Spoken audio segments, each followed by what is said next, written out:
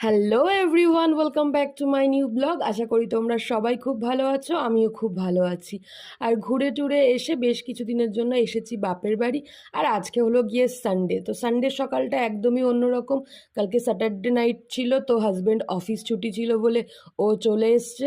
তো এখানে আমরা সকালবেলায় সবাই মিলে চা নিয়ে একটা বেশ জমিয়ে আসর বসিয়েছি। ভালোই লাগে, আমাদের বাড়িতে এরকমটা হয়, তো এটাকে খুব এনজয় করি।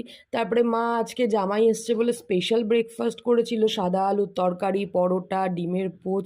সেই সব খেয়ে দিয়ে আমরা তিনজন রেডি হয়ে নিলাম, মানে আমি, হাজব্যান্ড আর আমার বোন। আমরা হলাম গিয়ে তিন মূর্তি, তো আমরা রেডি হয়ে নিয়েছি। আর সাথে রয়েছে আমাদের বাহন, সেই বাহনকে নিয়ে আমরা একটু বেরোবো। এই রোদের মধ্যেও আমাদের উৎসাহের কোনো কমতি নেই। কালকে রাত্রিবেলা একটু বৃষ্টি হয়েছিল, ওয়েদারটা একটু ঠান্ডা হয়েছিল, কিন্তু আজকে সকাল থেকে আবার রোদ দিচ্ছে। তিনজন মিলে আমরা বাহনকে নিয়ে চলে এসেছি ব্যারাকপুরের একটা চায়ের দোকানে, জাস্ট চা খেতে, কোনো কারণ নেই, আমরা এরকমই পাগলামি করি।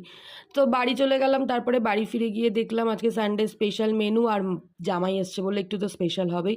তো জামাই মোরলা মাছ খেতে ভালোবাসে বলে মোরলা মাছের ঝাল, এখানে মুগ ডাল, মাছের মাথা দিয়ে, সাথে এখানে চিকেন হবে বলে আলু ভাজা হচ্ছে।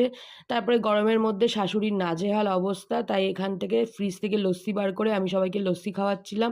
বাবা এই লস্যিগুলো নিয়ে এসে ফ্রিজে ডাং করে রেখেছে, যার যখন খেতে ইচ্ছে হচ্ছে সে তখন বের করে খাচ্ছে।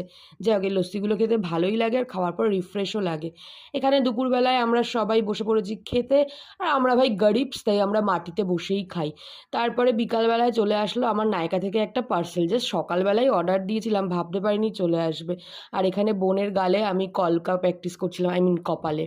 তো চলো পার্সেলটা ওপেন করা যাক, এর মধ্যে আমার অনেক কাজের জিনিস আছে। সত্যি বলতে জীবন একটাই, আর এই ছোট্ট একটা জীবনে যে আমি কতবার আমার প্রফেশন চেঞ্জ করলাম বলতে পারবো না।